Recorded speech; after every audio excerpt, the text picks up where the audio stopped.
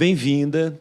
Eu sempre começo essa conversa tentando entender um pouco a formação da convidada, do convidado como leitora. Eu não fui incentivada à leitura. Engraçado, a minha casa não era uma casa que incentivava a leitura nem a música.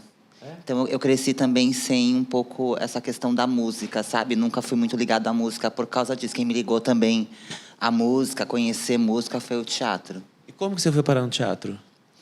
Eu estava eu vendo o Diário Oficial de Santos, e aí estava lá iniciação teatral, e acho que com 15 anos.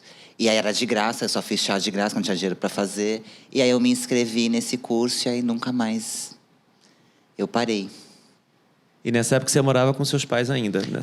Morava com os meus pais. Morava com os meus pais. Inclusive, quando eu comecei a fazer teatro, minha mãe falou... E aí eu comecei... porque tinha disco na minha casa, só que a minha mãe não era de colocar. Também acho que tem um pouco de entristecer da minha mãe aí.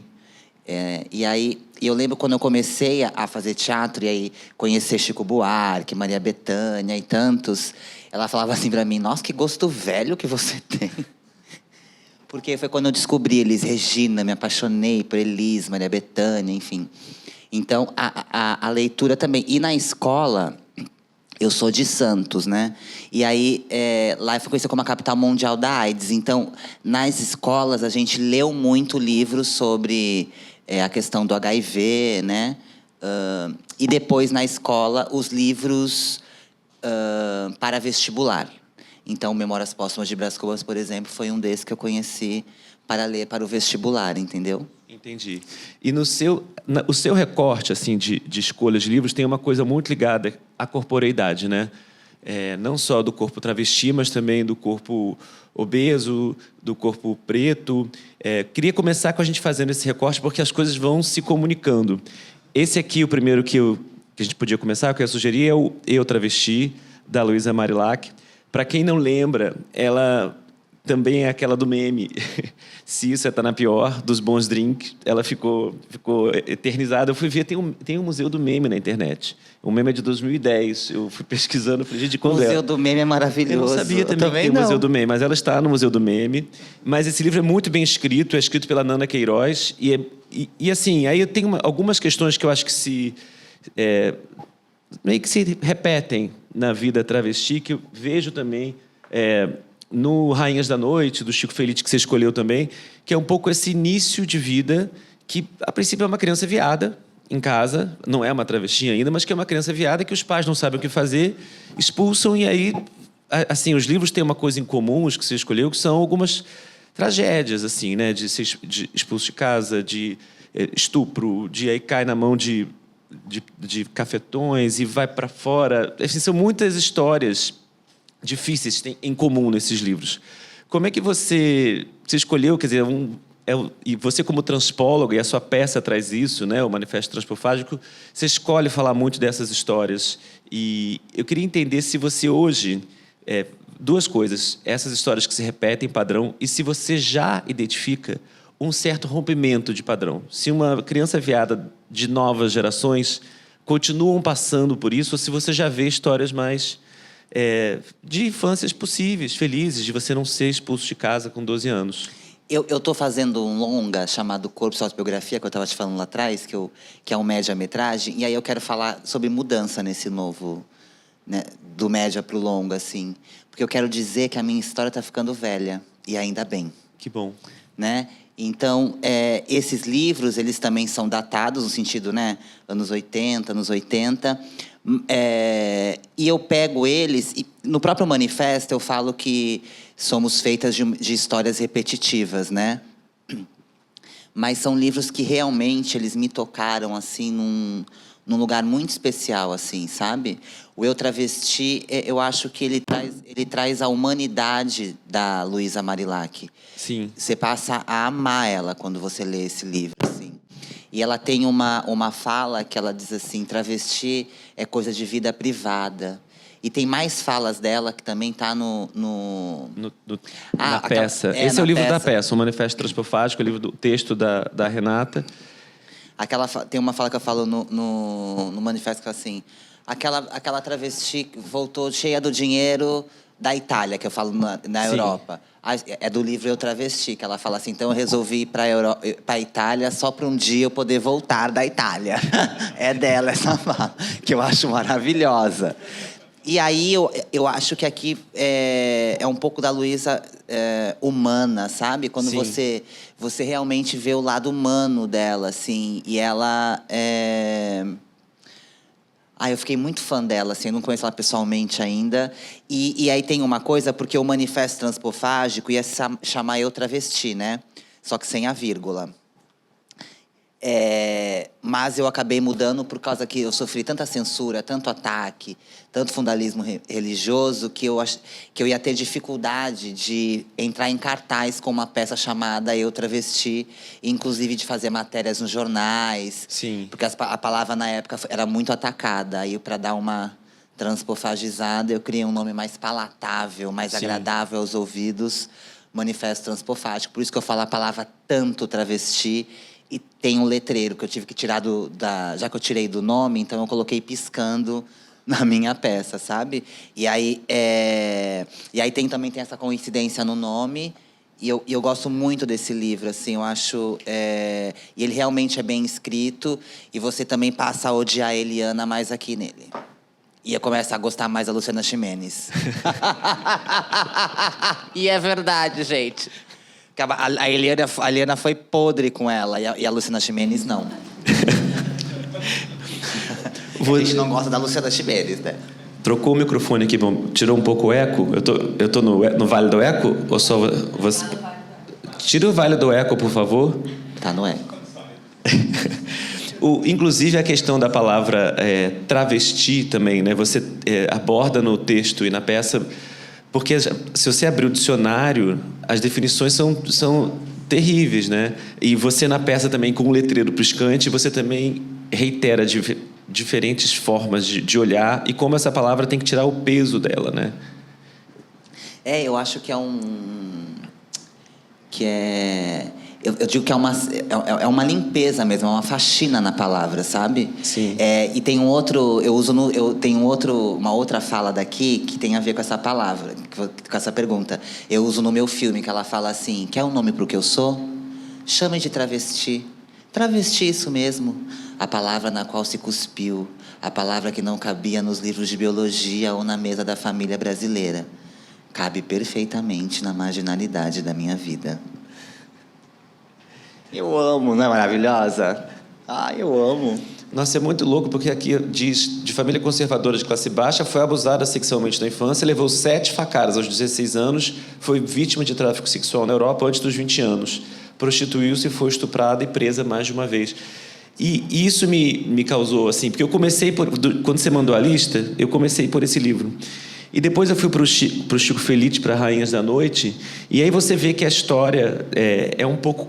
se repete, assim, né? Tem um trecho aqui que eu separei da Cristiane Jordan, dela indo para a escola aos 12 anos e sendo aliciada, indo embora com um homem que deu sorvete, que começou a andar com ela para a escola, e esse homem virou o cafetão dela. E essas histórias, é impressionante como elas... não havia saída para isso, né, nesses anos 70 e 80.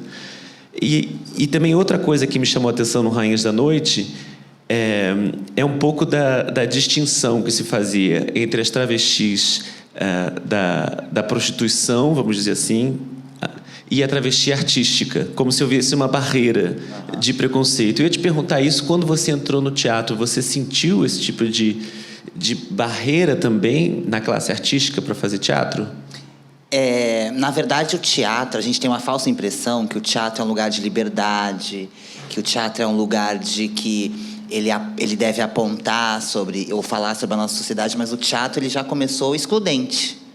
Sim. Lá antes de mim mesmo, né? Antes de Cristo, lá no século IV, século VI, século IV, só os homens brancos cisgêneros podiam fazer teatro. As mulheres foram entrar lá na comédia dell'arte no século XVII, só depois, mais de 1.700 anos, por causa da comédia dell'arte, precisava de elenco, então a primeira mulher foi, fazendo Fedra, Teresa, não sei falar em francês, Thérèse, não sei o quê.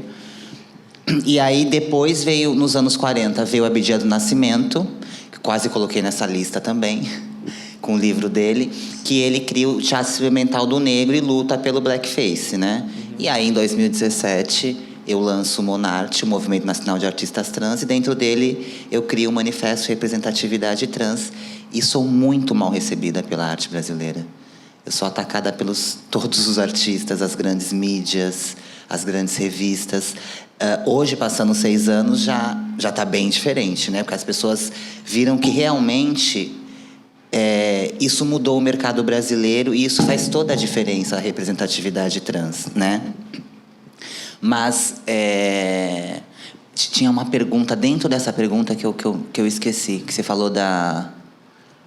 Falei do teatro, não, falei dentro da Jaqueline blá blá blá. Aquela cena quando a Jaqueline blá blá blá vai na boate medieval e que ninguém atende ela não é recebida. E aí que ela entende o preconceito dentro do preconceito, como ela poderia ser mais excluída ainda, que você é uma cafetina, aqui são as travestis artistas, você não é bem-vinda aqui. E eu queria te perguntar dessas nuances, assim, dessas bonecas russas do preconceito, que quando você acha que já chegou na exclusão, ainda tem mais, outra camada. É que tem uma coisa, assim, ser travesti é tão ruim, tão mal visto, tão mal falado, que nem eu queria ser. E isso acaba me afastando de mim, do meu coletivo. Mas as pessoas costumam... E eu passei muito por isso, do salvacionismo. Então, as pessoas me salvavam dizendo que eu era diferente do meu coletivo. Quando eu percebi que... E no teatro tinha muito isso. As pessoas falavam, nossa, Renata, você é maravilhosa, mas aquelas lá... Quando eu percebi que a da esquina era eu e eu era ela... Isso foi fundamental para o meu entendimento. Foi fundamental para entender que quando eu saía da sala, eu entrava nesse bololô das travestis, né? Então, desse entendimento, o movimento gay, né? O movimento homossexual, ele, inclusive, ele quis separar, né? Ele quis desviar disso. E as travestis artistas tinham uma coisa que elas não podiam sair na rua vestida com roupas do sexo oposto ao qual você foi designada ao nascer. Mas a ditadura militar, não sei, aceitava que essas travestis artistas se apresentassem. Então, para não ligar a prostituição, então a gente se afasta e fala assim, não, eu sou isso... E você é diferente de mim porque você é prostituta. Tem uma questão moral muito feia, tem uma questão preconceituosa muito forte, e é muito louco também entender que porque parece que ninguém passou ileso por nossas estruturas, nem as travestis. Tem uma cena na série Pose que a Blanca entra no bar e ela é expulsa do bar, que é o Stonewall, na verdade. E ela entra de novo, aí jogam ela pra fora, ela entra de novo. Aí a Lulu fala pra ela assim, chega, querida. Nesse ciclo da humilhação, nessa cadeia da humilhação, para na gente. A gente não tem quem humilhar depois da gente. Então, tem uma questão muito de exclusão mesmo, assim, desse corpo. E aí, como criou-se uma construção social, patológica, criminal... sexualizante, moral e religiosa muito forte, uma coisa carnavalesca também. Então, isso fez com que a própria comunidade trans se afastasse da sua própria comunidade trans. E isso enfraquece a gente, isso torna o nosso empoderamento muito mais enfraquecido. Eu acho que por isso que hoje a palavra ainda ela é tão mal vista. Porque, e aí o Brasil faz muito isso, né? A gente cria novas palavras em vez de trabalhar o preconceito, né? Então, aidético, positivo, pessoa que vive com HIV/AIDS, né? Então, sempre a gente não trabalha. Então, aí travesti tentaram... A Europa veio, os Estados Unidos, com transgênero para diferenciar da travesti. Porque quando você fala travesti, qual é a imagem que se forma na sua cabeça? Então, é essa imagem que eu sou e que todas nós somos, independente se eu tenho traços físicos iguais ou parecidos, né? Então, por isso que eu falo, eu vou estudar muito o corpo, porque independente se sou eu, a Luísa, a Jaqueline Blá Blá, a Cris Negão, a Vânia, a Letícia Nascimento, enfim, independente de quem seja, nós somos uma travesti. E isso vai, como eu digo no manifesto, meu corpo sempre chega antes, na frente, como um muro. E quando eu digo que ele chega antes, é que as pessoas, elas já têm ou dó, ou pena, ou nojo de mim sem me conhecer. Só pelo fato de eu ser uma trans. Então, quando eu sofro uma perseguição horrorosa no Brasil com Jesus, é porque é tão mal visto uma travesti, é tão fora da naturalidade, que você comparar Jesus a uma travesti é uma blasfêmia. É algo pejorativo, é algo sexualizado. Isso é só pelo fato de você falar que Jesus pode ser uma travesti. Porque Jesus é a imagem e semelhança de todos nós, menos de nós, pessoas trans. E eu acho que é isso que precisamos entender desse corpo endemoniado, esse corpo sem alma, que ele precisa de um conserto, ou médico, ou uma intervenção divina, né? Então tem um pouco desse corpo do colonialismo, que a gente fala do selvagem, que nós da América Latina, né, nós aqui do Sul, somos selvagens. Então, é como se a gente fosse selvagem ao quadrado, assim, sabe? É como se a nossa existência também, e eles trabalham como se a nossa existência não existisse. O livro Rainhas da Noite, ele fala muito isso. Aqui são histórias orais. Sim, que é o direito à memória também, né? Porque o trabalho que o Chico fez de resgatar essas histórias e contar é um pouco, senão a gente não... são histórias orais, você não teria como saber como essas personagens viveram e de onde vieram. E porque nós temos história, mas nós não temos memória, porque ela foi apagada. Sim. Por isso, quando eu quis fazer o texto do manifesto, para as pessoas saberem que em 2019 tinha uma travesti estreando um espetáculo, falando sobre isso, repensando sobre isso. E então é um dos trabalhos, eu acho que da militância, das pessoas que pesquisam a sua ancestralidade, como eu, de trazer essas histórias à tona.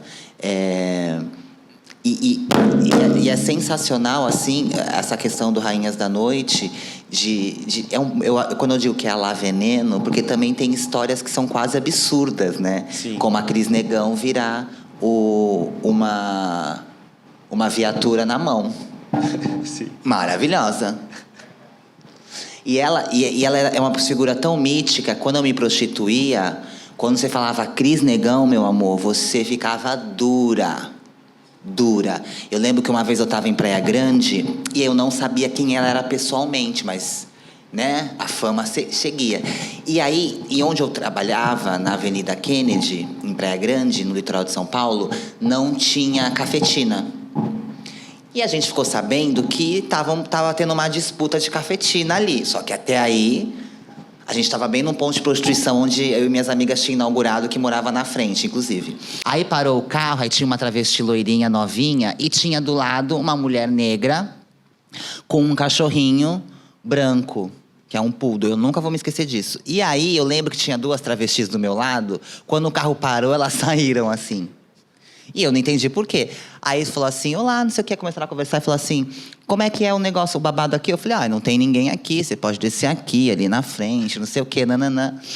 E aí, e ela não abria a boca, né? Aí a novinha falou assim, sabe quem é ela? E aí eu lembro que eu fiz assim, ó, sabe? Aí eu fiz assim, não me recordo. Ela falou assim, Cris Negão. Quando eu tava levantando no Cris Negão, eu fui levantando dura. Que eu fiquei assim, ó, porque ela era conhecida por chegar aqui no centro de São Paulo, ela não dava um valor na rua. Ela chegava e falava pra tua cara e falava 20, 100, 200. Isso não pagava, ela te quebrava. Porque ela tinha quase 2 metros. E ela era tão babado, porque o Chico Felitti fala, são as xerifes A Andréa de Maio andava com seu outro cachorro Al Capone, mas sempre com uma arma, enfim. Ela colocava a arma na... Quando você fala da medieval, que é a Cristiane Blabla, a Andréa de Maio, porque essa travesti é assim. Eu não posso entrar numa boate? Abriu uma, proibidos. Então, e a Cris Negão, ela tinha um orgulho, que ela tinha um colar, que era 8 tiros, 9 tiros, era um colar, assim, as marcas das balas. Ela dizia que ela tinha um corpo fechado. Mas aí... E ela morreu tragicamente também. Um dia a gente sempre conta alguém mais babado que a gente. Ela morreu por uma bicha novinha, que ela espancou, que ficou no hospital, assim, quase um mês. Quando saiu, toda quebrada, chegou na frente da boate e aí... Tá. Mas aí quando você lê o livro, você fica com raiva. Porque é um livro, ele fala assim... Você tem raiva, você tem pena, você entende. Porque é de uma vida tão desgraçada. A Cris Negão, eu lembro que ela não podia... quando esse cara pegou ela ficou num hotel, ela tinha 13 anos. Além de ser um pedófilo maldito, e ele era estupro, ela não podia sair de lá. Depois ela teve que sair. E sempre as travestis acabavam sendo acolhidas pelas cafetinas, que é bem recorrente, né? Como é que foi esse teu começo? Você saiu de casa e foi para a prostituição? Como é que é essa memória para você? Como é que foi? Que idade você tinha quando você? Então, eu fui expulsa de casa 2 vezes, né? Eu dou risada, gente, mas é verdade. Eu fui expulsa 2 vezes. Uma eu não acreditei. Não, porque sabe quando assim, te expulsaram de casa? Mas eu falei assim, gente, pra mim era tão fora da curva. Porque eu tô falando isso em 2000, eu não saí mesmo, foi 2002. Eu ainda tive sorte que eu não saí tão nova. Eu não fui expulsa com 13, 14, como é a grande maioria das travestis. Eu fui expulsa... Eu lembro que eu fui com 22 anos. E aí eu acabei indo pro Rio de Janeiro. Um amigo meu também perdeu o emprego. Vamos pro Rio de Janeiro. Aí eu me prostituí no Rio de Janeiro e em Praia Grande. Eu lembro que eu tenho a minha sensação, assim, eu não esqueço a sensação quando você expulsa de casa, tá bom, aí você pega. Eu lembro que eu tava cheia de sacola, tudo que podia colocar em sacola de mercado, aquelas bolsas de tiracolo, coisa de festival, sabe? E aí eu cheguei na frente do prédio dos meus pais, que eles moram até hoje, e aí eu olhei pro lado, olhei pro outro, e aí eu falei assim, pra onde eu vou? Porque eu podia ir para lá, que era tanto faz, podia ir para lá, tanto faz. Então, essa sensação, assim, ela me... Tinha transicionado pela você depois expulsa? Não. Depois expulsou o diário.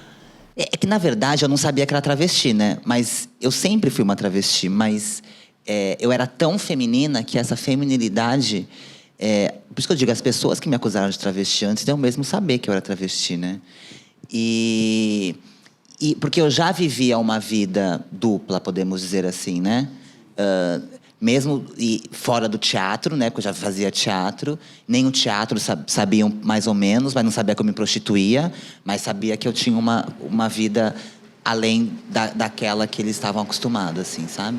E aos poucos, tanto que se você perguntar para meus amigos de Santos como era a Renata antes da transição, eles vão falar assim, ela colocou peito só. Porque era o cabelo comprido. Eu era mais abusada ainda, porque eu usava ainda... Imagina, eu magra, com um peitinho de hormônio. Eu tomava hormônio, coloquei silicone industrial e eu não achava que era travesti. Olha que louca. E não é muito... Gente, é muito assim, eu não recebi a carta. Eu demorei para atender a campainha. Juro, tocou, vibrou e eu não entendi. Porque eu assumi a minha identidade em 2007. E eu fui expulso em 2002. Eu coloquei silicone industrial no meu corpo em 2005. Então, eu me prostituí em 2003. Mas é que quando eu digo 2007, é porque no teatro... Porque eu vivia fora do teatro já. Mas no teatro eu tinha que assinar. E como eu era muito feminina, eu comecei a perder os papéis masculinos. Então, eu fundei um grupo e fiquei 10 anos na direção. Eu era mais conhecida como diretora do que como atriz.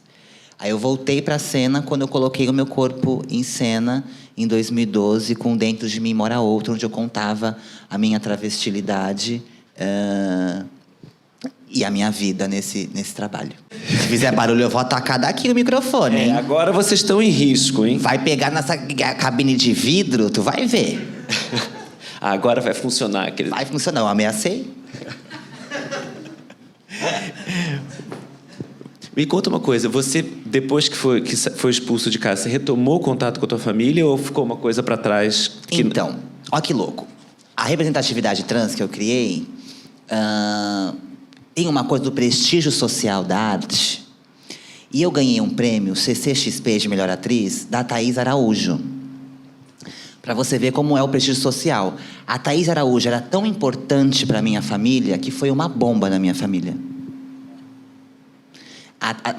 Tinha a Alice Braga, mas eles ficaram mais babado mesmo com a Thaís Araújo.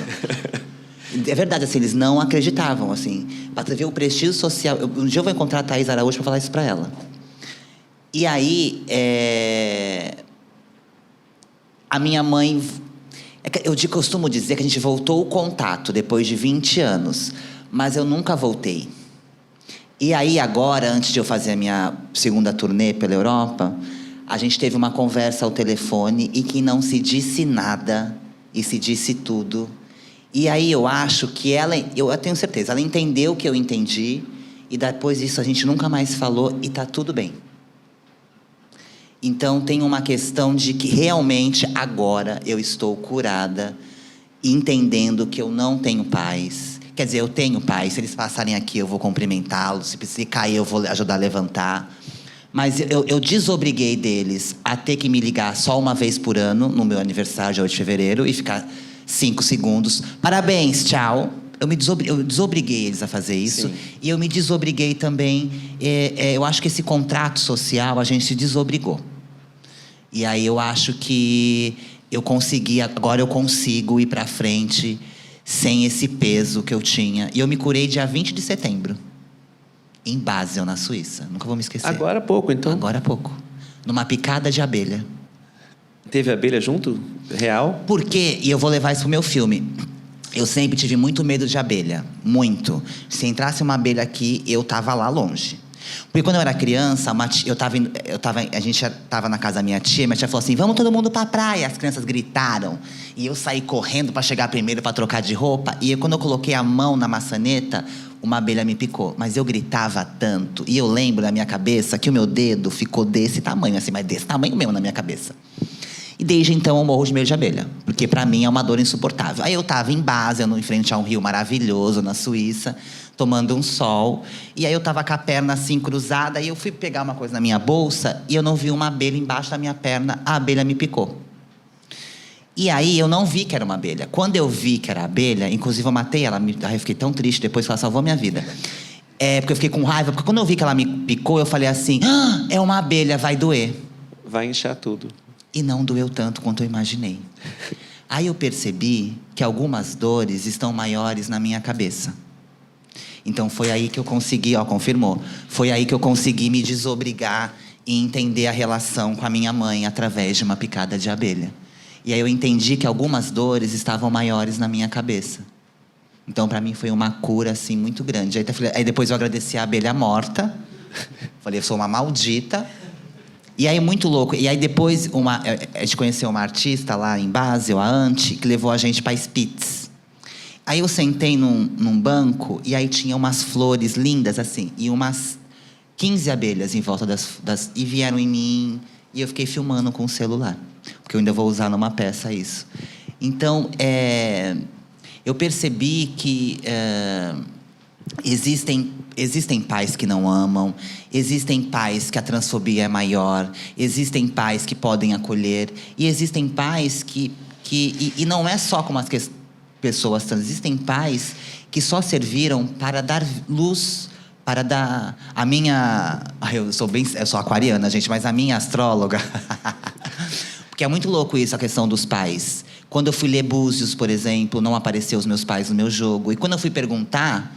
Ele falava assim, gente, nunca vi uma pessoa não aparecer os pais. E quando ele jogava, meus pais sempre saíam longe de mim. Quando eu fui ler na astrologia, fui ver meu mapa, a astróloga falou assim, nossa, você é tão ansiosa que você quis vir em qualquer barriga. E seus pais só serviram para você nascer. E realmente foi isso. Mas que bom que é uma coisa resolvida. Terapia, né, amor? Não, sim, mas chegar um momento... E a abelha, gente, picada pelas abelhas. Porque sabe uma coisa que eu fiquei... Uma história desse livro aqui que eu fiquei super tocado, que é o enterro da Andréa de Maio, que o pai dela vai ao enterro e só tem travestis, monas, mulheres, e tem um pai de santo. Ele chega no pai de santo e pergunta... Já organizaram o enterro dela? Já sabe onde vai ser sepultada? Ele falou, já. Ah, tá, porque eu não quero ela sepultada no jazigo da família. Então, tipo, o pai foi até lá, não foi para velar a filha, não foi para foi para se certificar de que ela realmente não seria no jazigo da família. Então, isso já é uma coisa de ódio, né? Não é nem, tipo, acabar o contrato, não é. Mas é uma garantia. Então, isso foi uma história do livro que me pegou muito também. Aliás, tem várias, eu anotei várias aqui, mas, enfim, vamos deixar como dica. Vamos para Ricardo e Vânia, que também é do mesmo autor, do Chico Felitti. E É que vale a pena falar do Chico Felitti, porque ele tem uma escrita, gente, que você lê assim muito fácil. Sim, vai muito bem. E esse livro aqui ficou muito famoso também por conta do... Ele fez um artigo primeiro para a BuzzFeed sobre o Ricardo, né, o fofão da Augusta, como ele ficou conhecido. E esse livro aqui é a continuação da reportagem, porque a partir da reportagem ele encontra a Vânia, que agora eu sei que você conhece Vânia pessoalmente. Então, esse livro, quando eu li, eu fiquei muito impressionada. E aí eu fui atrás da Vânia, como transpóloga, né? E aí, eu mandei mensagem pra ela, e eu fiquei com vergonha de entrar em contato. Aí, meu amigo, que também leu o livro, ele falou assim, Renata, ela me respondeu no Instagram, ela vai te responder, vai lá. E aí, eu mandei.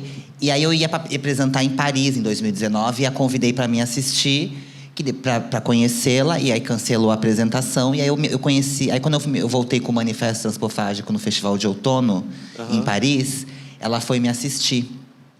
E aí, foi um encontro de alma, sabia? Quando eu fui na casa dela, e aí ela foi me contando a história dela, era tão parecida comigo, e eu sou muito dura na vida, né? Mas com a Vânia eu não consegui me segurar. Eu chorava tanto que ela ficou até assustada. Ela me falou assim, nossa, eu achei... Você é tão forte no Instagram.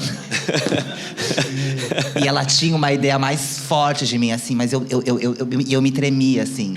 E aí a gente ficou super amigas, assim. Eu vou passar o ano novo agora com ela tá vindo pro Brasil.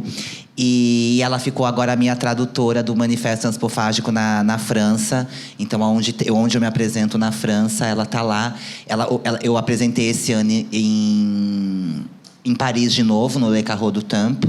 E ela estava lá, traduzindo, minha tradutora. E o mais legal é que, do manifesto, eu tenho pego muitas travestis brasileiras em cada país, e a grande maioria é prostituta, e ficam felizes por estar serem reconhecidas como tradutora, como a Vânia, como a Marcele na Itália, como a Amanda na Espanha, enfim, tantas outras que a gente tem. E esse livro é incrível, assim, que aí ele descobre que, através disso, a Vânia foge para Paris e aí transiciona em Paris. E ela tem uma história, assim, de vida, porque ela realmente ainda tem o silicone, é muito forte ainda. Ela já fez mais de 8 cirurgias. Ela vai fazer uma cirurgia... Ela tinha desistido de fazer cirurgia, mas vai fazer mais uma no que vem. Quando a gente sair do Natal, ela vai se internar para fazer mais uma no rosto. E é uma história também que tanto que as pessoas que trabalham comigo, eu fiz ler o livro, que já conheciam a Vânia, para as pessoas entenderem, porque as pessoas não conseguem entender, por exemplo, como ela pode ser doce. Como a Luísa Marilac pode ser doce. E aí a Vânia é de uma doçura. E aí eu falo assim, gente, vocês têm que ler esse livro para conhecer essa mulher, assim. E é importante a gente entender a Vânia. E através da Vânia, essa pesquisa por travestis mais velhas, eu conheci Camille Cabral, na França, que é uma dermatologista trans, que ela iniciou o movimento LGBT na França. A Leila Dayanes, que é uma travesti brasileira que mora há mais de 40 anos na Itália, ela também iniciou o movimento LGBTQIA+, na Itália. Então, a gente tem muitas brasileiras pelo mundo à frente de lutas tão importantes como Sim. aqui no Brasil. E o legal, quer dizer, da Vânia chegar, porque o Ricardo foi encontrado pelo Chico Felitti como não identificado, internado num hospital, né? Assim que começa ele a buscar o paradeiro, buscar a família, entender, e quando ele publica a reportagem, chega a Vânia. É de novo direito à memória. né, que a gente tem uma memória apagada, que eu acho que esses 2 livros, tanto Rainhas da Noite quanto Ricardo e Vânia, reconstituem uma época, né? E que a gente pode seguir daí, porque até então era 0, né? Vamos para quem agora? Quer seguir para Viagem Solitária? Sim. João Nery. Gente, João W. Nery, eu conheci ele pessoalmente. Quando eu li esse livro em 2011, eu era uma das organizadoras do Sunsex, que era um festival de cinema da diversidade sexual de Santos. E aí eu chamei e eu convidei ele para ir lá. E eu lembro que eu fiquei tão abarretada por esse livro que as pessoas falavam assim: "Ih, tá chegando o marido da Renata". E tanto quando ele chegou, ela falou assim: "Ó, tua mulher tá aí". De tanto que eu falava dele, assim. E aí eu conheci ele também do movimento trans. Ele é o primeiro homem trans que passou por cirurgia no Brasil, né? Ele é considerado o primeiro homem trans. Eu não sei se ele foi o primeiro a fazer a cirurgia. Mas ele é daquela época que o médico é preso por fazer cirurgias. Ele deixa de... Ele vai no cartório com uma amiga e se registra como... E não é João W. Nery o nome dele, isso aqui é um pseudônimo. Sim. Se eu não me engano, era Paulo. E aí...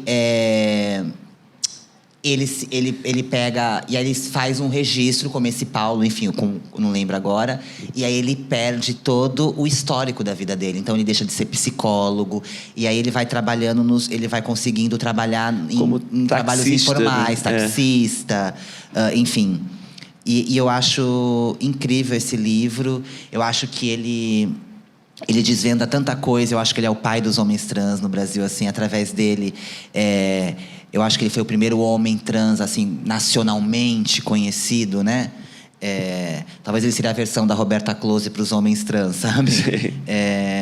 E através dele a luta começou a ser mais... a ser mais pública, digamos assim. Óbvio que não só ele, mas assim, mas através dele, do nome dele. Ele também tem um livro chamado Velhice Transviada, que fala também o corpo trans velho, né? E ele tem um livro que eu esqueci o nome, que é o Antes do Viagem Solitária.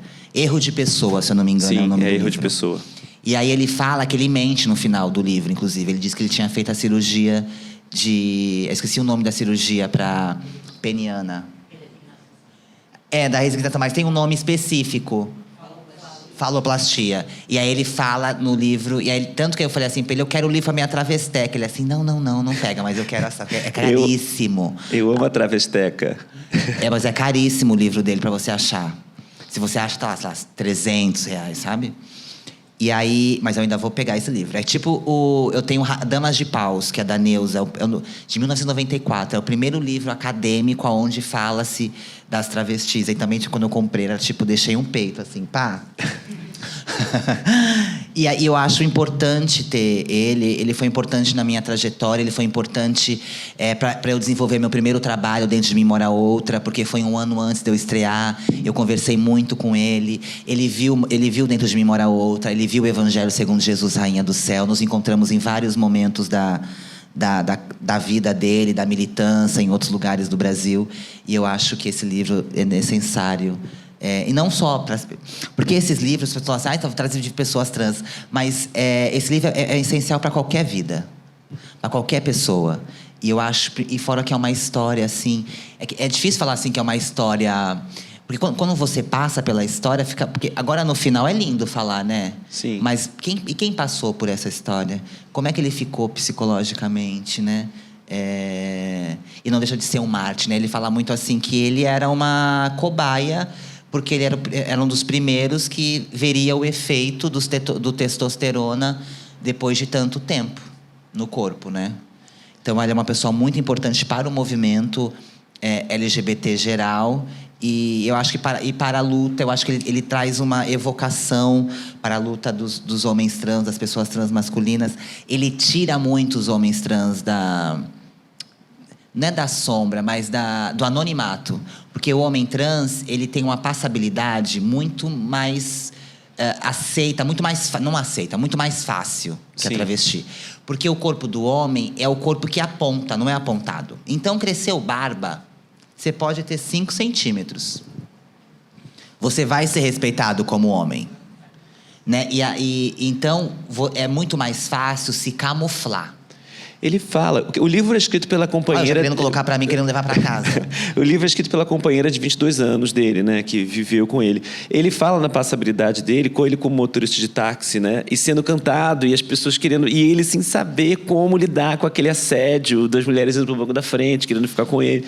Então tem esse lado. Ele conta pro filho dele que ele é um homem trans. Sim. Então tem toda uma... Bom, a esposa dele é sensacional, eu tenho vontade... Quando eu li o livro, eu tinha vontade de beijar ela, assim... Porque é isso, assim, tem algumas pessoas que eu falo que são anjos da nossa vida, assim, que aparecem para trazer um pouco de conforto nesse lugar que é tão de dor, sabe? E eu imagino nos anos 70, nos anos 80, sabe? Se pra gente aqui, em 2023, ainda é um peso, é um fardo, eu imagino nos anos 70, nos anos 80, sabe? Por isso que eu valorizo muito essas vidas, por isso que eu entendo muito a questão geracional, por isso que eu perdoo a Rogéria, sabe? Quando ela fala o travesti, o Astolfo, que era o que podia ser. Por isso que eu perdoo o Ney Matogrosso. Deixa ele ficar com 80 anos e ser humano, gente. Deixa ele, tá com 80 anos. Eu amo o Ney Matogrosso, um beijo. Festi Manifesto Transpofático, agora eu puxo mais saco dele ainda. E aí, sabe, assim, eu entendo um pouco, porque era o que podia ser. O que me salvou um pouco foi não sei se é do Emicida, mas eu acho que é o Emicida falando sobre o Pelé. Aí eu me descobri que eu era racista com o Pelé por causa da mídia. A gente fala, não, o Pelé não lutava. E quando você vai conhecer a história do Pelé, é um podcast. Não, é um documentário. Do Netflix. Do Netflix. Sei. Aí eu falei assim, nossa, ele era super militante. Só que a imprensa não publicava. E aí você vai entendendo o racismo. Então, aí eu entendo um pouco a transfobia, eu entendo um pouco essa questão de querer se apagar, de querer se camuflar. Eu entendo. Então, eu acho que talvez por eu estar envelhecendo, mais madura, mais consciente, entendendo a interseccionalidade do seu tempo. Então, alguns livros que para mim era muito doloroso ler, hoje eu leio com mais calma. Porque quando você lê livros antigos, você também lê uma época. Você entende uma época. E essa minha pesquisa, essa minha transpologia como transpóloga é um quebra-cabeça. Então eu vou pegando esses livros todos. E aí, como só nesses aqui você já percebeu umas coincidências, Sim. Nessas coincidências, ou nessas diferenças, ou nessas especificidades, é onde eu crio as minhas histórias. O manifesto, se você for parar no manifesto, no final... Tanto que quando eu fui fazer o livro, o pessoal da editora falou assim, eu nunca vi um livro de teatro com tanta nota. Mas aqui tem 60 e poucas notas. Ninguém acredita que vai fazer um livro, uma peça de teatro com 60 e poucas notas. Não era 69, queria chegar no 69, mas não deu. E aí, porque eu cito das pessoas da onde foi, né? E esses livros aparecem muito aqui. Então, esse recorte da... Tem um trecho da Roxane Gay, não tem? Eu uso Roxane Gay em tudo, meu amor. Tem um trecho na peça. Tem. Tá na nota. Tem no meu filme. Gente, esse livro... Ai, gente, esse livro mudou minha vida. Eu amo esse livro. A Roxane Gay, ela tem quase 2 metros de altura e ela chegou a pesar mais de 200 quilos. E ela é uma mulher negra. Só que ela foi estuprada entre 12 e 14 anos. Aí tem uma frase muito forte. E tem uma frase... Sabe, o livro começa, gente, tão forte. Assim, Isso aqui não é uma história de sucesso. Ela fala, o que você tem de saber é que a minha vida é dividida em 2, repartida de forma não muito caprichosa. Há o antes e o depois. Antes de engordar, depois de engordar. Antes de ser estuprada, depois de ser estuprada. Você já logo, tipo, acho que o capítulo 4 já abre... E eu vou usar uma coisa que ela usa no livro dela, que no meu livro eu não vou colocar o nome das pessoas que me fizeram mal, como ela não fala. E ela diz assim, eles sabem quem são eles. E aí eu vou nomear só as pessoas que eu gosto no meu livro, eu não vou colocar o nome das pessoas que eu não... E isso é do livro dela. E aí tem uma... E aí ela chegou, porque eu lembro que tem uma frase do estupro, que ela falou assim, eles descobriram buracos que nem eu sabia que existia no meu corpo. E aí, como ela foi estuprada, ela olhou para os lados e percebeu que as pessoas gordas não eram desejadas para sexo. Então ela passa a comer compulsivamente. E aí aqui tem uma aula de interseccionalidade incrível. Ela não gosta de ser abraçada. Eu tenho uma vontade de abraçar ela, mas eu vou respeitar. Eu sou louca pra conhecer ela. E ela tem vários livros, gente. Ela tem o Violências de Estupro, ela tem Má Feminista. Eu tenho todos os livros dela, que ela é maravilhosa. E ela já era uma best-seller antes desse livro, mas com esse livro, ela... E aí ela fala assim, e eu uso no manifesto. Odeio como as pessoas encaram meu corpo, tratam meu corpo, comentam sobre meu corpo. E aí e aí eu uso no meu filme, o meu corpo não é piada, nem objeto de desejo. Não, o meu corpo não é uma piada, nem objeto de diversão, mas eu suponho que seja para muita gente.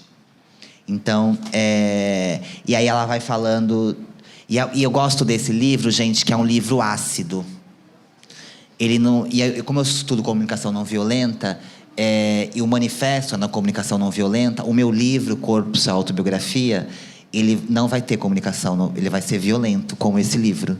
Porque esse livro é tão necessário, né? Através dele, da Virginia Despentes, são livros ácidos. Eu digo que é uma navalhada, esses livros. Então, o meu também queria que fosse uma navalhada, sabe? E ele me ensinou muito, assim. Eu me percebi como gordofóbica, que eu nunca tinha ficado com um corpo gordo maior. Ele me desvenda, assim, me desvela tantas coisas, assim.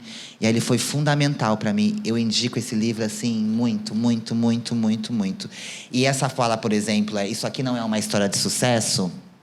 Eu tento colocar em vários meus trabalhos. Eu ia colocar no manifesto. Como as pessoas estavam falando que eu estava fazendo muito sucesso, aquela coisa, que é tudo mentira. E aí eu queria começar meu trabalho falando isso não é uma história de sucesso.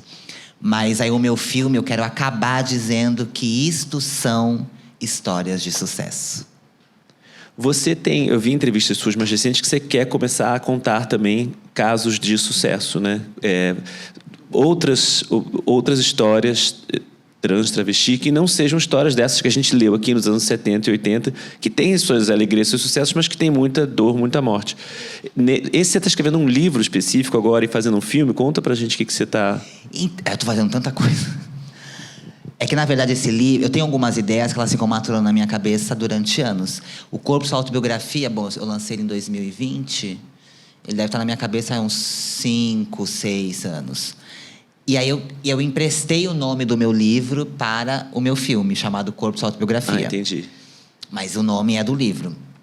E aí agora eu estou fazendo longa, mas não tem a ver com o ácido. Vai na comunicação não violenta, porque é no cinema. Eu escolho as palavras e tal. Mas o livro, que eu quero falar sobre o meu corpo, mas eu quero falar de uma forma sincera e ácida, no sentido assim, eu quero falar realmente como as pessoas me tratavam. Eu quero falar do olhar que eu recebo. Então, eu acho que ele é uma navalhada, assim, sabe? Eu não vou ter dedos, podemos dizer assim. E isso é inspirado nesse livro Fome e na Virginia Despentes, Teoria King Kong. Que foi livros, assim, que mexeram comigo, assim, profundamente. Mas o Fome, por exemplo, tem uma coisa dela criar um corpo para ser rejeitado, né? Ela deliberadamente fala isso. Uhum. Como que você trata o seu corpo no sentido de se acarinhar mesmo? Você tem um externo que chega e te atinge, que você vê que como estão te apontando, como estão te olhando, mas e você consigo mesmo? Como é que você se acarinha no teu corpo? Você fala assim, eu estou feliz com o meu corpo? Hoje eu estou em paz? Como é para você agora? Então... como eu mudei dia 20 de setembro, né? Te falei. Sim. Eu tô num outro momento mesmo, assim. Por isso que eu não tava... como eu tô desenvolvendo o roteiro e eu quero falar sobre mudança, e eu não tinha mudado, né? Então, por isso que eu não mudei. Mas eu maltratei muito meu corpo. E eu costumo dizer que... Eu tenho até um conto que eu falo assim... A travesti que era magra de tristeza. Porque a minha depressão, ela vai na comida.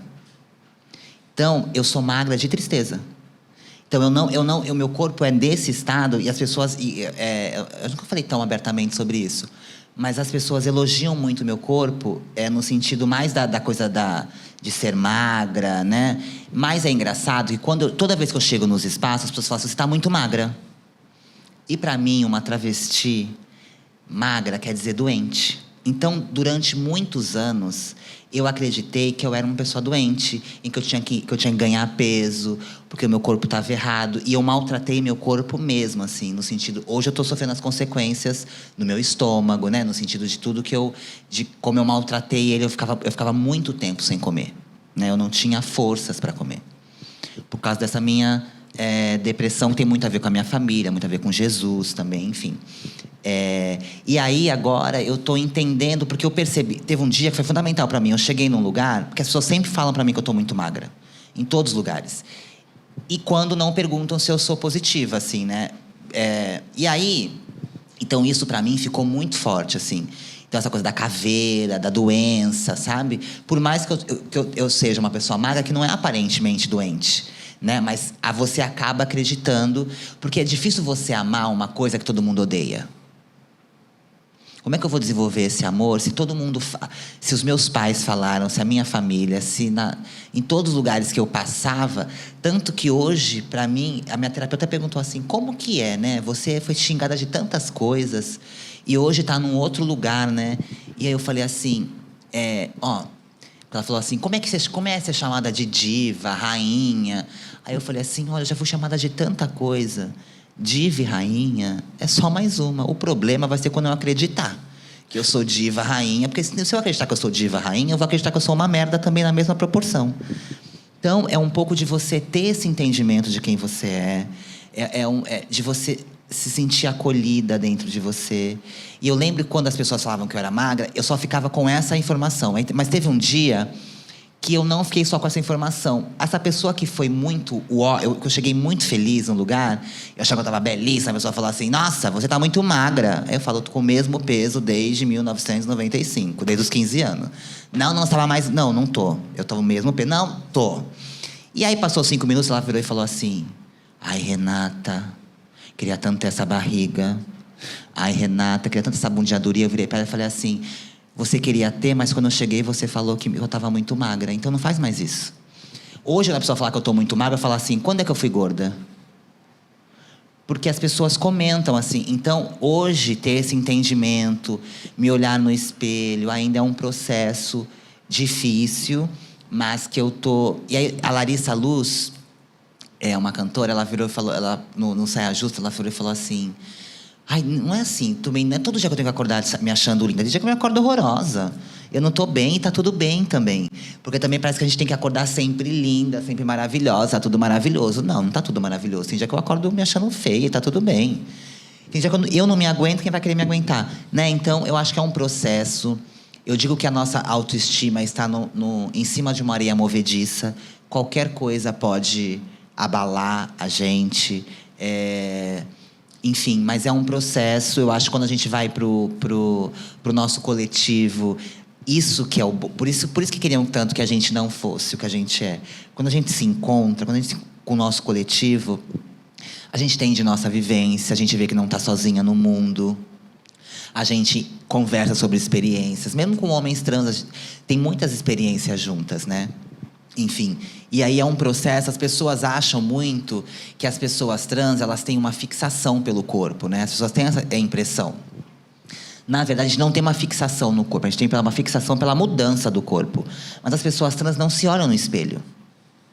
Não é uma coisa assim, eu vou ficar aqui 3 horas aqui me olhando e tal. Tanto quando eu tive o surto em 2018, de pânico, que eu fiquei toda manchada e eu fui no médico, o médico falou assim, sabe que você tá morrendo, né? Aí eu falei... Aí quando eu ia responder, que eu fiquei tão puta quando ele falou isso, aí ele virou e falou uma coisa que quebrou minhas pernas. Ele falou assim, você nem se olha no espelho. Você tá toda manchada. Aproveita que não entrou no seu corpo, que ainda tá fora. Quando entrar, você tá fodida. Então, foi aí que eu comecei a cuidar do meu corpo. A partir desse momento, desse médico, eu quis bater nele, depois eu quis beijar. Porque algumas pessoas dão uns tapas na gente, que desperta a gente. Quando ele falou assim, sabe que você tá morrendo? E aí, quando eu comecei a tomar o remédio pra tirar aquelas manchas por causa do meu... Você via a minha pele abrindo, assim, sabe? E realmente estava necrosando a minha pele. Porque eu estava nesse estado, não me cuidando. Eu vi uma entrevista também da Marisa Hort, que ela fala assim... acho que foi no Provocações, que ele fala assim... Mas como assim você falou que tem maneiras suicidas? E não é que eu me coloquei no lugar dela, assim, não é que eu tenha... Eu não vou falar assim, eu vou me cortar aqui, eu vou pular do prédio. Não, mas eu tenho atitudes que me levam ao suicídio, no sentido assim, o não comer, o não levantar da cama, o não se alimentar, o não cuidar de si, o de não ir para o médico. Às vezes você querer passar risco para ver se morre, ou você rezar. Eu rezava não, né, que eu sou ateia. Sou Jesus, mas sou ateia. Mas eu falava assim, ai, gente... Eu dou risada porque parece engraçado, mas agora não. Mas eu falava assim, olha, já deu, vamos passar de fase? Já cansei dessa vida. Podia acordar morta? Acordar morta é maravilhoso também, né? Eu podia já acordar no Umbreu, sei lá, nesse lugar que você tem, porque eu já cansei daqui, sabe? E aí, e é muito louco assim, porque eu comecei a ter uma vida depois dos 35 anos. E a minha vida só começou a ser boa com 40. Eu tô com 42. Então, eu estou começando a ter uma vida boa há 2 anos. E uma vida com estabilidade financeira. Eu sei que eu não vou voltar para a prostituição. Que eu acredito que eu tenha fincado meu nome na arte. E eu vou ter porque eu tenho trabalhos continuados. Então, acho difícil voltar para a prostituição compulsória. Como eu tive que ficar. Depois eu saí da prostituição, porque eu quase morri várias vezes. Fui ser cabeleireira. E eu odeio cabelo. Você nunca me vê falando de cabelo em lugar nenhum. Você não vê eu falando de cabelo em lugar nenhum, assim. Tanto quando eu saí do salão, setembro de 2015. Eu fiquei 1 ano para pegar no material do salão. De tanto trauma que eu tinha. Você fazia o quê? Tintura, cortava, escova? Eu era cabeleireira. Eu era boa em alisamento, mecha. Fiquei 7 anos. Que eu dizia, inclusive eu dizia no Dentro de Memória Outra, tinha uma fala assim... Da prostituição eu virei cabeleireira. Era mais fácil fazer escova do que comer um cu. E eu nem comia cu na época, porque eu era tão... E nem hoje, mas um dia eu chegarei lá. Já que tem, vamos usar. E eu fazia uma piada na peça, e tinha essa, e todo mundo ria, óbvio. Mas porque realmente eu quase morri. A Erika Hilton vai participar do meu filme, e a gente fala sobre isso, assim, no filme. Ela tem uma fala que ela fala assim, e eu peguei isso pra mim, até me emocionei quando ela falou isso no meu filme. Ela falou assim, e quando eu estava mais vulnerável... Foi quando as pessoas foram piores comigo. Quando eu te conheci em 2018, que a gente conversou depois do Domínio Público, fez aquela entrevista, então, 2018, a gente tem 5 anos atrás. Você terminou assim, o que você quer pro futuro? Eu quero continuar viva. Eu quero seguir viva.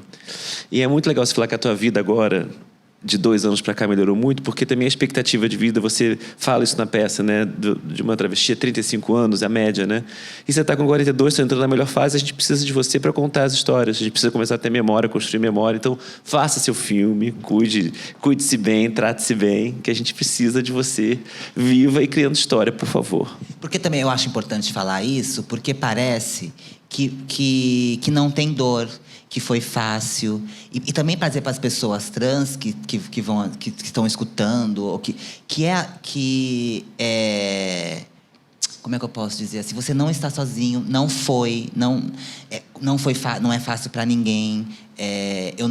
Não vamos romantizar a nossa dor, né? Porque as pessoas falam assim, eu detesto quando falam assim, ai, mas foi isso que te fez assim. Vai se foder. Não dá ser expulsa de casa, passar na prostituição compulsória para ser quem eu sou. Porque se eu tivesse a oportunidade antes, eu já teria sido transpóloga há muito mais tempo. Porque eu sou transpóloga por conta própria, desde 2007.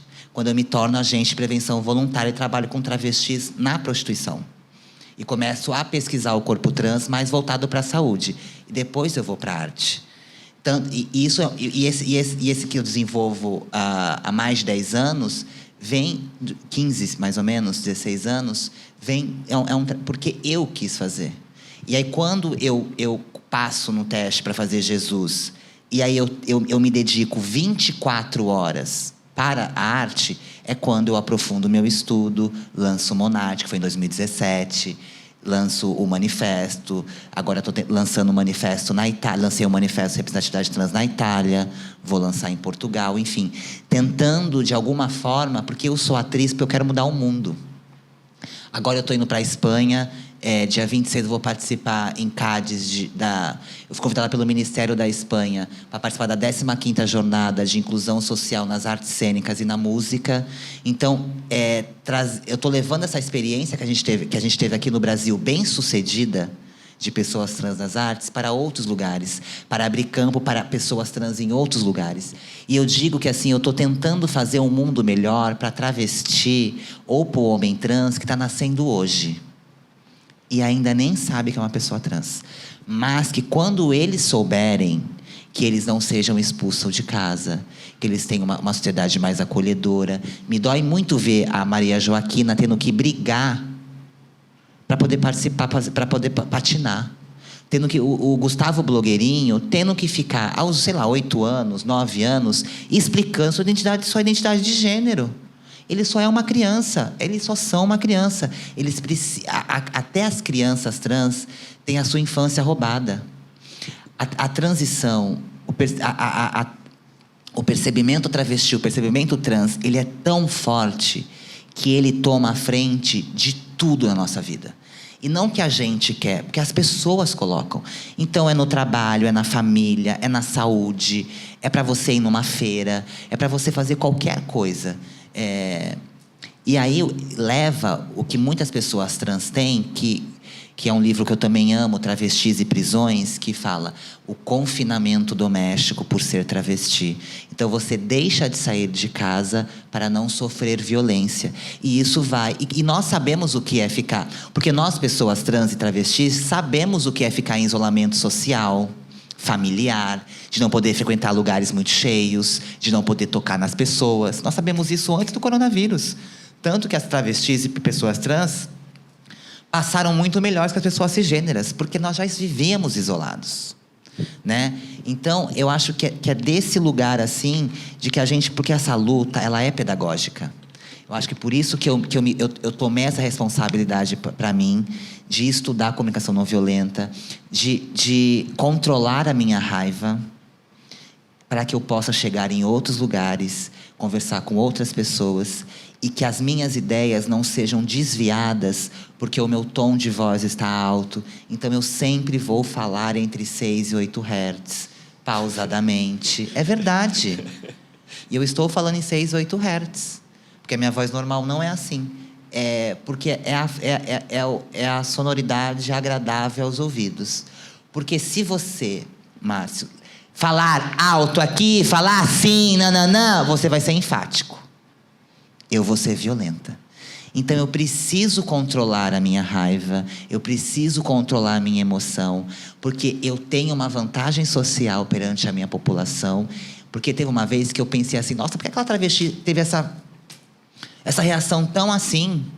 Aí eu falei assim, ai, que linda que você é, né? Você tem a reação pior e vive aqui na maravilha, você faz arte, que linda que você é, né? Ela está trabalhando na rua, foi quase espancada semana passada, você quer que ela reaja como?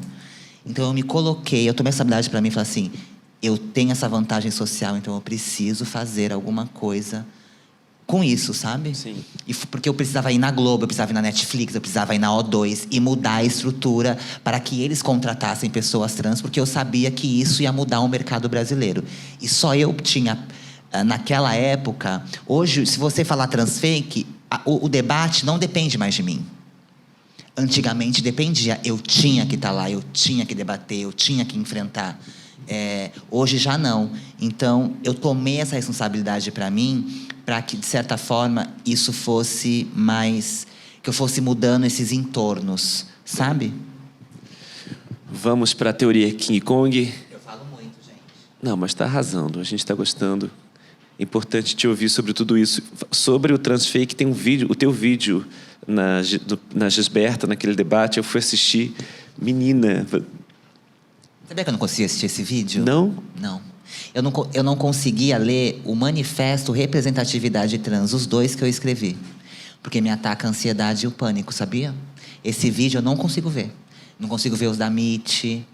Eu só fui ler o Manifesto Representatividade Trans, eu fui ler na Itália esse ano, em Roma, porque eu tinha que ler os 2 textos para criar o terceiro para a Itália, para o movimento do Monarch na Itália. Eu tinha que trocar a minha meia, de tanto que eu suava, assim, eu saía com as mãos pingando, assim, porque eu fui obrigada a ler, sabe? Sim.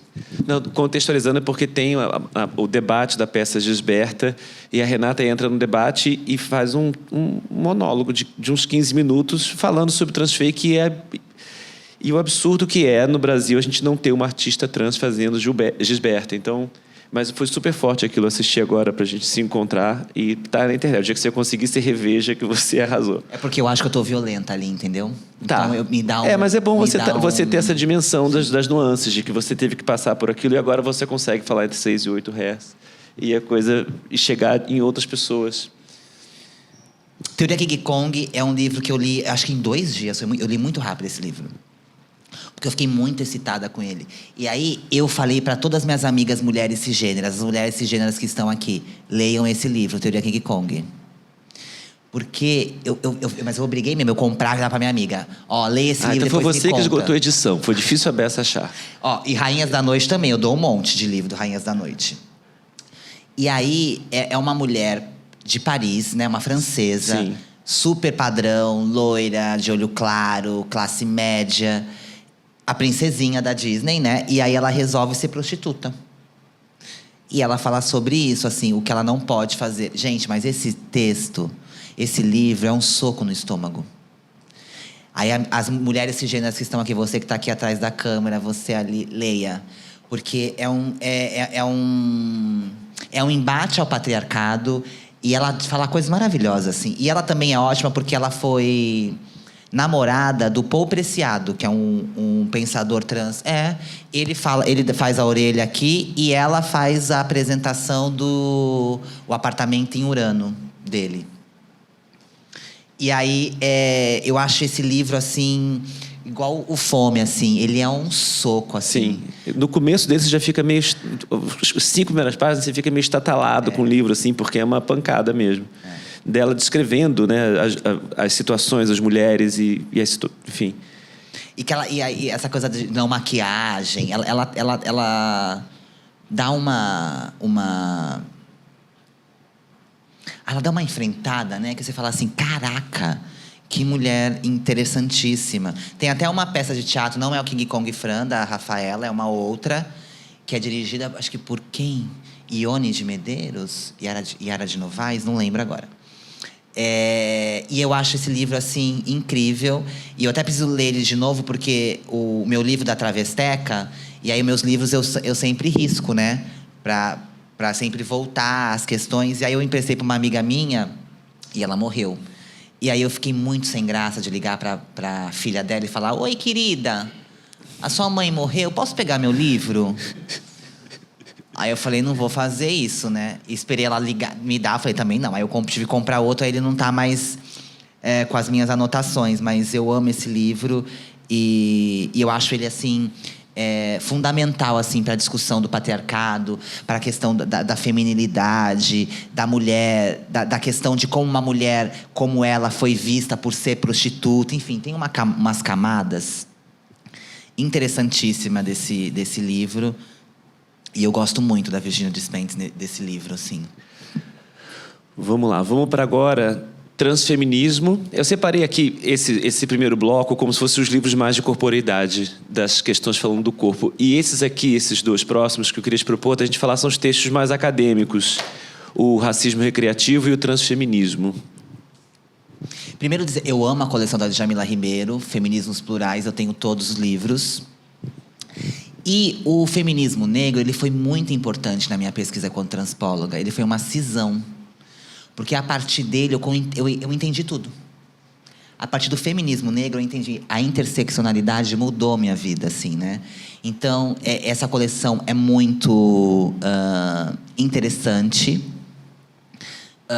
Eu indico um outro livro que está esgotado, que é o Racismo Estrutural, que também estaria na lista, do Silvio Almeida, do nosso ministro maravilhoso, que é um livro incrível. E aí eu trouxe esses dois. O do Adilson Moreira, porque ele fala sobre racismo recreativo. E eu, como transpóloga, eu chamava de transfobia satírica, para ter alguma coisa do sátiro por causa do teatro. E aí, devido a ele, eu mudei para transfobia recreativa, porque eu falo sobre as narrativas mais comumente no humor. Então, eu nomeio essas narrativas e explico elas, como elas funcionam. E também no drama. Então, e esse livro, assim, é fundamental, assim, para você entender essa questão da piada, para você entender essa questão do café com leite que tem, né? Dessa coisa, como que eu posso dizer? Desproposital, né? Essa coisa mais leve para animar, enfim. E aí você entende. E ele fala de alguns personagens também. Tião Macalé, Mussum. Ele é advogado, né? O começo do livro são vários casos jurídicos de racismo recreativo que são absolvidos, né? Que tipo, o juiz entende que não havia problema algum. É bem impressionante isso.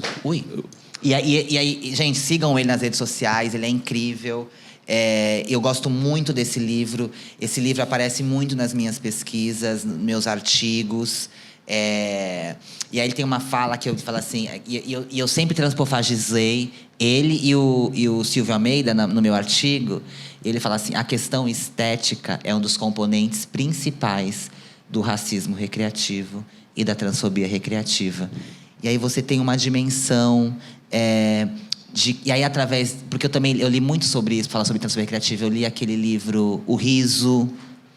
Eu li também que falava sobre... como é o nome daquele texto do Freud? Mas, enfim. E aí que fala dessa questão do riso, do corpo risível, e da caricatura, do estereótipo, dessa construção social, da construção desse imagético social, e que a arte colaborou com isso. Então, eu acredito que nós, artistas, precisamos também ser responsáveis para reconstruir esse imagético. Então, quando eu falo de narrativas positivas... Quando eu coloco uma travesti como juíza, como advogada, como uma artista, uma pessoa bem-sucedida, eu automaticamente estou abalando esse imagético social e, ao mesmo tempo, reconstruindo ele, que só coloca o corpo travesti em um determinado personagem. Sim. Então, é bem importante quando eu conheço esse trabalho dele e o trabalho do Silvio Almeida e aprofundo melhor sobre a minha pesquisa das narrativas mais comumente que a arte. Eu acabei de fazer, inclusive, essa masterclass em Recife agora, ontem, que eu estava lá. Cheguei ontem de Recife, é isso. E o da Letícia Nascimento, que é minha amiga do Piauí, ela é uma professora da Universidade Federal do Piauí. E aí ela fala sobre transfeminismo, dessa importância do transfeminismo, do feminismo abranger a transexualidade, a travestilidade. E falando em narrativas positivas, a Letícia vai lançar um livro infantil da criança trans dela. Só que não é a história dela. Mas ela está fazendo uma história que o pai dela é o herói. Como muitos pais não são. Então, ela está fazendo uma história trans, a história que ela gostaria de ter. A história que a gente gostaria que as crianças lessem hoje em dia. Então, quando eu faço um trabalho hoje em dia, eu pergunto assim: qual é a peça que eu queria ter assistido quando eu era criança? Sim. Qual é a peça que eu queria ter assistido quando eu era adolescente? E aí trazer esse lado lúdico. Eu falo muito daquela série Bridgerton, da Netflix. Sei. Que passa num tempo colonial e que as pessoas falaram muito mal porque tinham pessoas negras na corte, na nobreza, e naquela época não tinha. Sei. Foda-se. Mas na arte pode. A arte é esse lugar onde tudo pode. Os artistas que não. Porque a arte pode tudo, os artistas que não. Então, é colocar esse lugar... Eu fui apresentar 2 filmes no Recifest, além de fazer uma aula. E tem um filme chamado Se Transformar, que é uma diretora... E eu faço a protagonista chamada Yara. E é uma narrativa positiva. E tem uma cena de beijo entre eu e um homem cisgênero de 2 minutos. Então, você imagina num curta, você ter mais de 2 minutos, uma travesti beijando um homem cisgênero. Porque eu preciso que a gente tenha afeto. Eu preciso que as pessoas vejam travestis eu preciso naturalizar essa coisa travesti tendo afeto, né? Porque nós não somos só dores, né? E eu não estou dizendo que eu não posso, nas minhas obras, mais falar sobre transfobia. Mas como que eu falo? Eu reproduzo só uma cena? Sim. Então eu pego... eu preciso... Tem um... eu não posso falar o nome do filme, tá gravando, né? Mas tem um filme que aí tem uma cena que uma travesti, inclusive carioca, Weskla, entra num banheiro e é espancada até a morte no filme. Não tinha por que essa cena acontecer no filme. Se você tirar a cena, não influencia em nada no filme. Mas tinha um fetiche da nossa morte, porque essa narrativa reforça que a gente não vive muito. Eu neguei agora um personagem porque eu morria. Era uma série maravilhosa? Era, mas eu morria. Não quero mais morrer. Sim, porque senão... Eu quero viver. A não ser que seja uma morte, uma história que tenha cenário. Não só... Sabe assim, eu não quero ser pano de fundo e morrer ainda. Sim. Né? Eu quero personagens com tempo de tela, com nome, história, cenário. Sabe, que você tirar esse personagem da história, ele faça falta. Né? Então, acho que... E aí, como eu agora estou escrevendo... tenho esse poder, quem detém a narrativa detém o poder, então eu preciso... Então, aí eu fiquei pensando assim, então, eu vou reproduzir essas imagens que já estão... Ou vou criar outras. E aí tem um livro que eu amo também, que não está aqui, mas é da Chimamanda, O Perigo da História Única, que é isso, assim, que ela fala assim, mostre um povo como uma coisa só, sem parar, que é isso que esse povo se torna. Ela diz que o perigo dos estereótipos não é que eles são incompletos, não é que eles são mentira, mas eles são incompletos. Eles fazem com que uma história se torne a história única. E é assim que se cria uma história única. Então, eu não estou dizendo que todo mundo tem que fazer, cada um faz o que quer da sua arte, mas eu, como atriz, eu estou nesse momento querendo falar de sucesso, eu quero falar de afeto, eu quero falar de amor, eu quero mudar, eu quero trazer outras narrativas, sabe? Eu quero que as pessoas que estão assistindo, pessoas trans assistindo, que elas saiam felizes de lá, que elas saiam emocionadas, que elas possam ter a liberdade de falar assim, eu também posso ser amado, eu também posso ser amada, eu também mereço ser amada. Então, acho que... E a Letícia também tem muito, tá vindo por pensando nisso, assim. E é importante quando a gente também vai para a academia e coloca esse trabalho na academia, falar na academia sobre transfeminismo, ter travestis como doutoras, mestrandas. O Brasil é um país terrível para as pessoas trans, mas eu não conheço nenhum outro país do mundo que tenha tantos doutores, doutoras, mestrandas, pessoas trans. Eu não conheço nenhum outro país no mundo que tenha tantas pessoas trans nas artes. Eu não conheço outro país do mundo que tem tantas pessoas trans na televisão. Eu não conheço nenhum outro país do mundo em que a discussão esteja tão avançada como aqui no sul da América Latina. Como a gente está muito mais avançado, assim, avançado 10 anos na discussão da negritude, na discussão da LGBT, do que a Europa, por exemplo. Acho que por isso que eu estou indo tanto para lá, porque eles acham que eles são inteligentíssimos, eles estão assim, Brasil de 2010, sabe? A gente avançou muito recentemente, né? Eu acho que isso de uma década para cá foi, acho que 15 anos. Eu acho que a gente avançou muito. Vou trazer o Riobaldo do João W. Neri, que ele diz assim, há um ponto de marca que dele não se pode mais voltar para trás. Sim. Então, a gente já tem 2 deputadas federais travestis. Se na próxima eleição, que eu acho que não vai acontecer, tiver só uma, a gente não regrediu. Não, porque é de 2 para frente. É de 2 para mais. Parece que não está mudando, mas está. Aqui a mudança ela é lenta, mas ela é gradual e constante. Inevitável. Inevitável. Vamos passar para os clássicos da literatura? Machado de Assis, Memórias Póstumas. Memórias Póstumas de Brás Cubas, eu amo esse livro. Esse é a escola ainda, esse você leu na escola. Esse eu li na escola. E esse, eu queria fazer o Brás Cubas, eu não sabia que era trans ainda. E eu falei assim, eu vou fazer essa personagem. E aí eu só não fiz ela porque eu tinha que envelhecer para fazer. Porque também essa coisa do etarismo no teatro é babado. Não dá mais pra gente fazer, né, Forever Young e colocar envelhecimento com papel de seda. Não dá mais, aquilo é muito feio. Ou ficar falando assim, andando assim, devagarzinho. Aí não dá mais, né, gente? Vamos convidar a Zezé Mota, a Ruth, né? Tanta gente aí precisando de trabalho. E eu amo, eu acho ele um clássico. O Machado de Assis é um homem negro. Na época que eu li, eu não sabia que ele era negro. E ele foi apagado pela história racista desse país. Ele é um dos autores mais importantes eu acho que os dois... eu sou babada, né? Eu gosto dos livros mais importantes da história da literatura, desculpa. Errada não tá. O Grande Sertão Veredas e o Memórias Póstumas de Brás Cubas, assim. O Grande Sertão também tem uma coisa do Guimarães Rosa que ele inventa palavras. Então, Sim. Isso tem muito a ver comigo, né? E é um livro que você demora para entrar. E eu já li ele umas 2 vezes, porque eu fui até a página 100, não entendi porra nenhuma, voltei. Aí eu fui até a página, sei lá, 200, aí eu voltei de novo. E aí, às vezes, eu ia... Mas quando você entra no livro, amor, ele te suga, que você começa a ficar desesperada quando tá acabando o livro. Eu li uma entrevista maravilhosa. Não sei se foi a Bia Lessa com o Bial. E aí, foi isso mesmo. Aí a Bia Lessa estava desesperada, ela contou para um amigo... Ela estava acabando o Grande Sertão Veredas e ela estava triste. Aí ele virou para ela e falou assim: começa de novo. E aí ela falou assim: verdade. E para mim foi maravilhoso também, porque aí eu comecei de novo.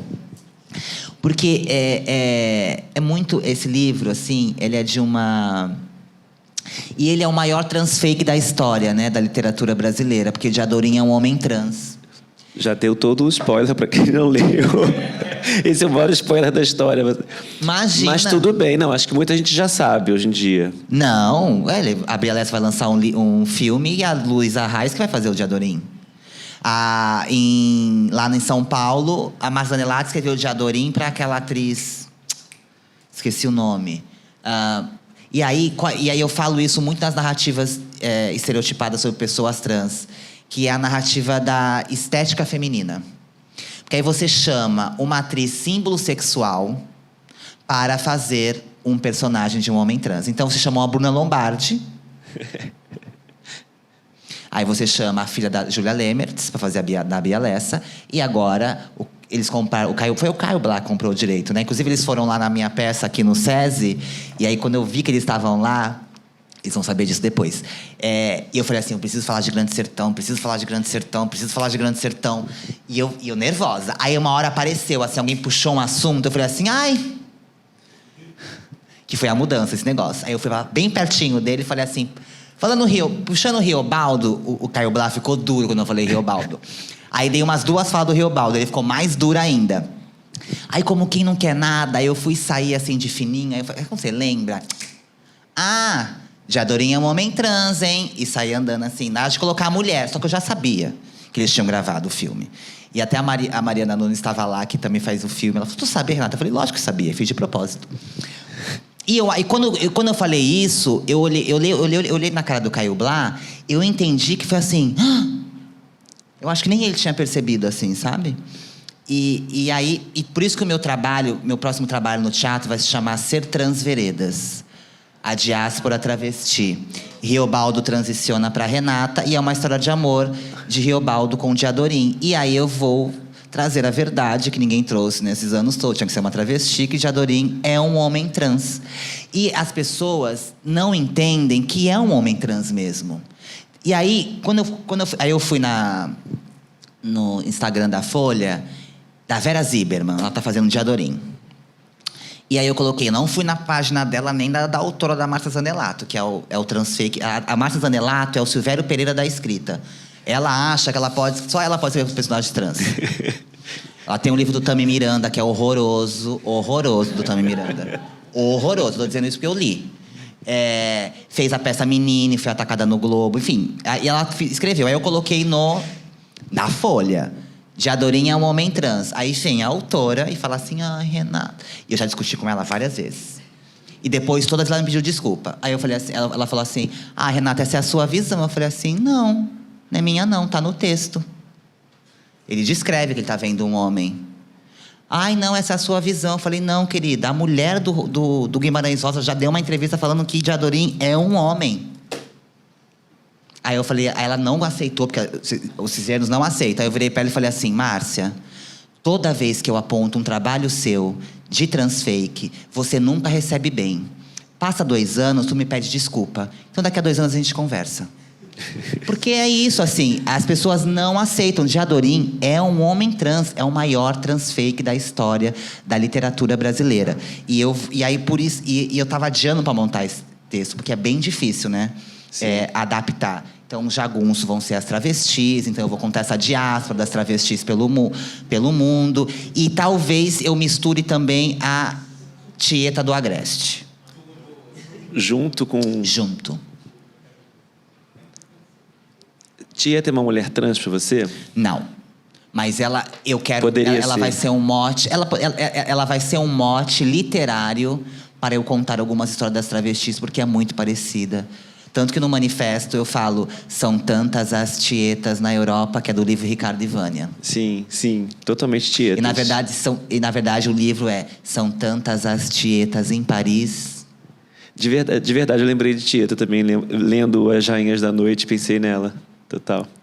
Bom, passamos por todos os livros e eu quero te agradecer muito, agradecer a todo mundo que veio, agradecer o som que melhorou e aos nossos decibéis. Só ameaçar, né, gente? Foi só eu tenho que aprender a comunicação não violenta sua, que foi ótima.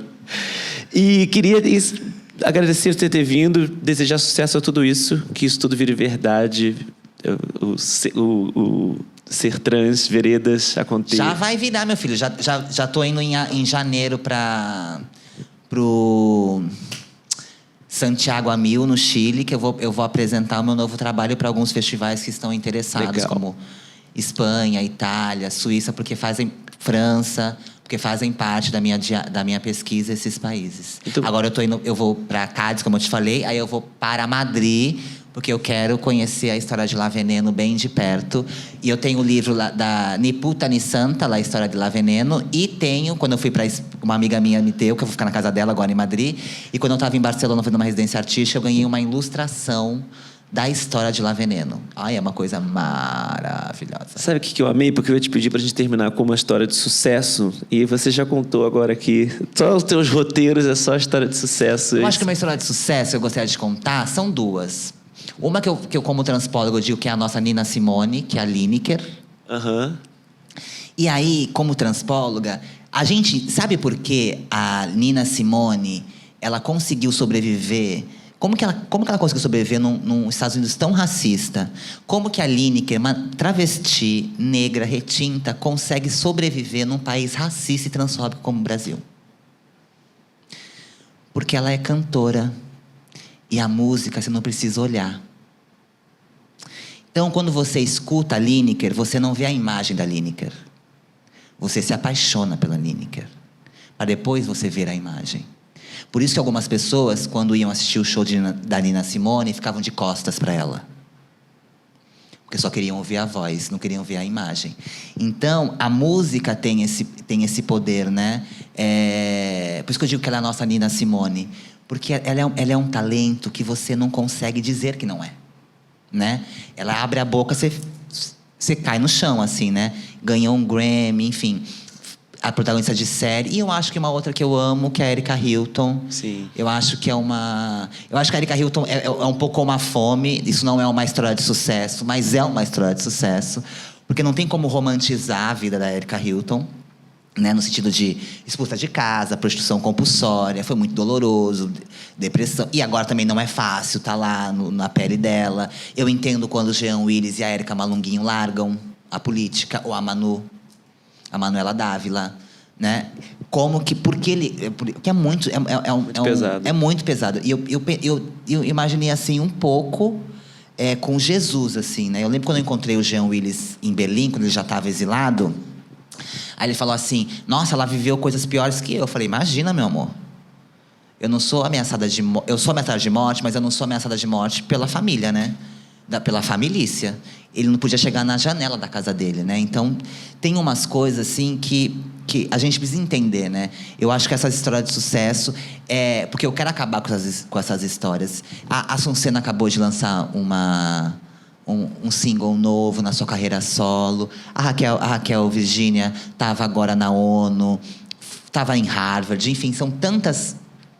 A própria Linda Quebrada, né? Que foi num reality e avançou um tema da gente que já estava atrasado. Avançou, sei lá, mais 5 anos, só na questão do ela e ele. Enfim, eu acho que tem muitas histórias de sucesso que a gente pode compartilhar hoje em dia, que não tinha-se muitas histórias de pessoas trans de sucesso, né? E agora a gente tem de poder compartilhar e até contar mais nos dedos, assim, até se perder nas contagens. Que bom. Obrigado por ter vindo e muito sucesso para você sempre. Pra nós. Valeu. Obrigado, gente. Obrigada, gente.